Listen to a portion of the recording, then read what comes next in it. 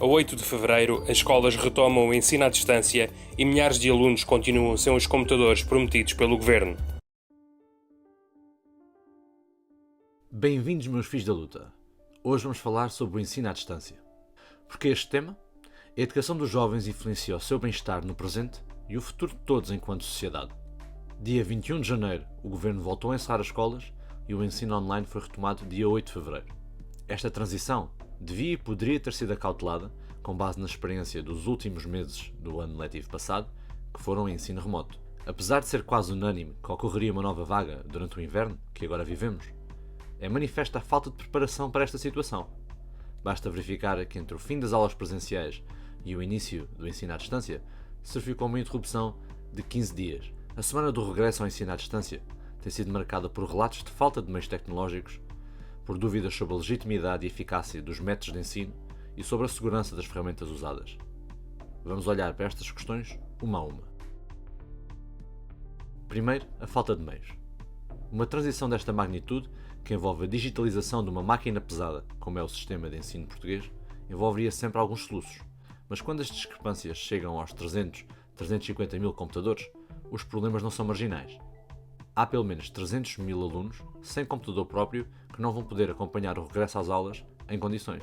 Manuel Pereira, o presidente da Associação Nacional de Dirigentes Escolares, disse em janeiro que as famílias e as escolas tiveram um largo período de aprendizagem no ano passado.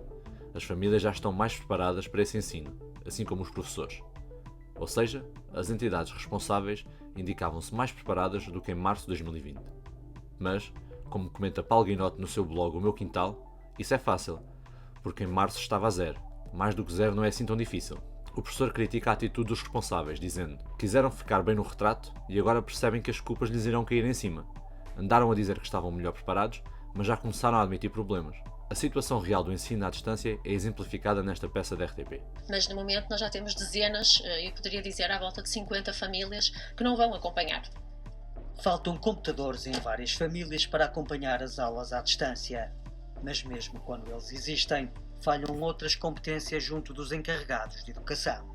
Circunscritos ao seu modo de vida e ao ecossistema cosmopolita lisboeta, os dirigentes foram incapazes de perceber as verdadeiras lacunas que impedem a generalização do ensino à distância. A questão não se limita apenas a se a família tem computador e internet em casa. Estas não são perguntas de sim ou não, mas sim perguntas de resposta aberta. Que computador? Com que especificações? Que acesso à internet? A abordagem reducionista ao problema tem sido posta a nu pela realidade prática. Esquecendo os computadores e a internet, muitas famílias não têm sequer um espaço onde a criança pode estudar, com iluminação. Não há sequer uma secretária. Susana Peralta, da Universidade Nova, diz que já sabemos que o fosso da desigualdade se cavou nos países onde foram recolhidos indicadores resultantes do encerramento das escolas. Por cá, o governo ia começar a fazer essa avaliação em janeiro, quando a pandemia se agravou.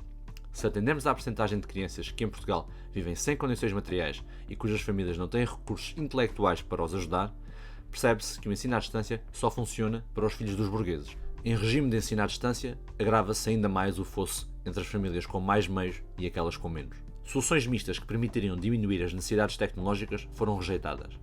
E no caso da entrega de computadores, para além das centenas de milhares que falta entregar, há já relatos de distribuições mal feitas e pedidos de devolução. Quase um ano depois do primeiro período de ensino remoto, é evidente que as questões logísticas estão longe de estar resolvidas.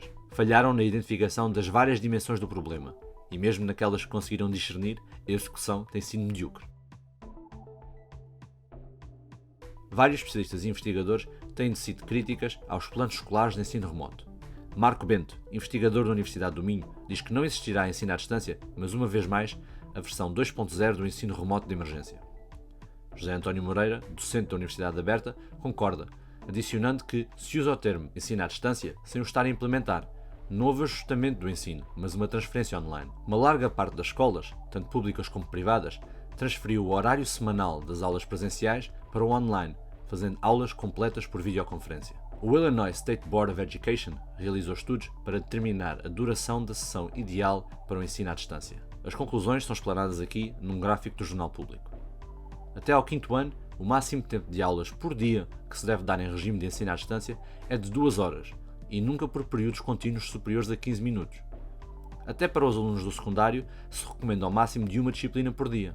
Em regime presencial, as aulas facilmente chegam às 4, 5, 6 horas, em diversos níveis escolares. Comparando a carga horária, vemos que a digitalização do ensino presencial é, como diz Marco Bento, uma aberração. Dá resposta às famílias, porque os filhos estão ocupados a olhar para um computador, mas não dá resposta pedagógica. Estar 5 horas a olhar para um computador não significa que estou a aprender. Os especialistas concordam que é preciso adaptar a pedagogia, reduzir o peso das aulas expositivas e apostar em dinâmicas mais colaborativas. No entanto, o foco que se encontra em diversos sites de agrupamentos escolares é na etiqueta e na conservação do método normal dispositivo e de dúvidas de mão no ar. Parece que o essencial é o aluno estar bem vestido para a aula, não se podendo apresentar de pijama, não comer durante a lição e pedir para alguém tomar conta do irmão mais novo e chato. Se a criança tem fome e está com o microfone desligado, não perturbando ninguém, por que é que não pode comer? Se a criança está confortável de pijama, por que é que se tem de vestir? E por que é que tem os pais de ir preparar roupa se vão todos ficar fechados em casa? Temos de olhar para além da cosmética e entender os efeitos dos diversos métodos de ensino na saúde e bem-estar das crianças. Vejamos o que Sofia Ramalho, vice-presidente da Ordem dos Psicólogos Portugueses, tem a dizer sobre o ensino à distância. Porque nós não podemos esquecer que aquilo que é a missão da escola, a missão dos educadores, a missão dos professores, é de facto garantir a saúde física e psicológica e o bem-estar dos alunos, seja de que idades for. A verdade é que nós já falamos isto várias vezes, mas não podemos traduzir aquilo que acontece no ensino presencial exatamente da mesma forma para o ensino à distância. A psicóloga confirma os perigos de uma abordagem deficiente ao ensino à distância. Está confirmado que o confinamento potencia distúrbios de stress, irritabilidade e ansiedade em crianças e adolescentes. Obrigar os alunos a focar a sua atenção no ecrã durante períodos de tempo superiores aos adequados não os irá ajudar.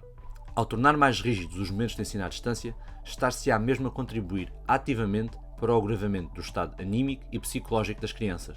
Não se pode optar pela solução mais simples e simplesmente transferir o presencial para o digital. Há que adaptar as tecnologias e manter o foco naquilo que é o essencial, a aprendizagem e a saúde das crianças. Para além das alterações metodológicas, para garantir um ensino mais eficaz e a defesa da saúde psicológica das crianças, há que também garantir a sua privacidade e segurança.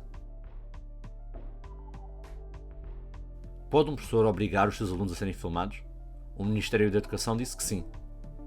De acordo com a resolução do Conselho de Ministros e com pareceres da Comissão Nacional de Proteção de Dados, os professores podem exigir que as câmaras estejam ligadas, dado estar-se em contexto de sala de aula. A Comissão Nacional de Proteção de Dados confirmou a decisão na sua generalidade, mas avisa que quando as escolas utilizam plataformas genéricas, não especificamente configuradas para o ensino, tem de haver consentimento dos pais. Ora, a maior parte dos agrupamentos escolares usa plataformas como o Skype, Zoom e Teams, que são plataformas genéricas.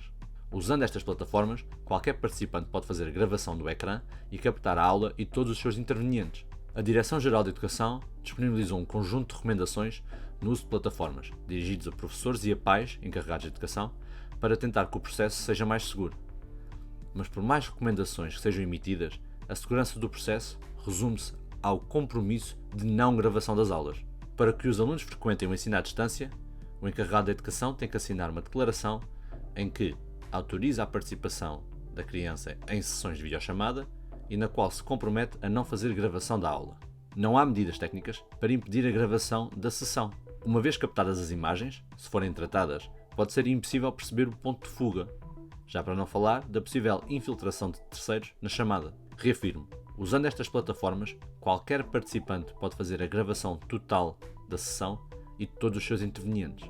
Mas o que dizem as recomendações da Comissão Nacional de Proteção de Dados sobre as tecnologias de suporte ao ensino à distância? Durante as aulas, são geralmente recolhidos dados como as imagens dos utilizadores e do ambiente em que se encontram, mas também podem ser recolhidos dados de outros indivíduos presentes no ambiente, que podem ser também eles crianças, como por exemplo filhos dos professores e irmãos dos alunos. Ou seja, pode haver outros afetados, colaterais, que fogem ao âmbito das autorizações e consentimentos. Dizem ainda que a realidade de bullying não desapareceu e que poderá ocorrer a publicação das imagens e som em redes sociais ou noutras plataformas. Adiciono que, para além de bullying, há outras utilizações mais pérfidas de imagens com crianças. Recomendam que deve haver uma minimização de dados e dizem que as plataformas a utilizar deverão recolher e tratar os dados estritamente necessários para as finalidades especificadas e que as configurações de privacidade devem estar pré-definidas e a sua desativação ser da iniciativa do utilizador. Mas a postura do Estado e das escolas parece contrariar completamente o parecer. São promovidos longos períodos de aulas síncronas, sendo aparentemente obrigatório ter a câmara ligada. O presidente da Associação Nacional de Dirigentes Escolares diz que, se os alunos se recusarem a ter o rosto visível, os professores podem marcar falta. E algumas escolas estão a optar por enviar pedidos por escrito aos pais para que estes confirmem a funcionalidade das webcams dos filhos, evitando falsas desculpas e precavendas verdadeiras. Coerção e vigilância acima de tudo. Há, no entanto, pareceres de maio de 2020 que contrariam esta interpretação das leis. Aquilo que parece óbvio é que, com esta postura, estamos a comprometer a segurança e a privacidade das crianças. É obrigatória uma análise mais séria a este tema. A desculpa da manutenção das condições de ensino não é suficiente para pôr em causa direitos mais fundamentais como a privacidade. Os problemas logísticos confirmam a falta de preparação e a falta de capacidade de execução de um governo e sistema letárgicos. Um ensino remoto de emergência, em vez de um verdadeiro ensino à distância, terá, infelizmente, repercussões na aprendizagem e no bem-estar das crianças. A ausência de medidas que garantem a privacidade das aulas por videoconferência, em adição à obrigatoriedade de ter as câmaras ligadas, colocam alunos, professores e pais em situação precária. Em particular as crianças, ainda incapazes de tomar decisões sobre a própria imagem, veem-na exposta e comprometida. Os problemas do ensino à distância têm de ser falados, sob pena de estarmos a cometer crimes contra a segurança e saúde das crianças. Obrigado pela vossa atenção. Os Filhos da Luta despedem-se por hoje, mas voltarão em breve. Até lá, continuo a lutar.